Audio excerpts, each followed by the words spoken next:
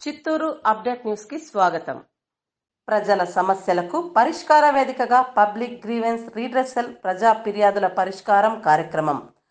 ప్రజా ఫిర్యాదుల పరిష్కారంలో అలసత్వం చేయకండి.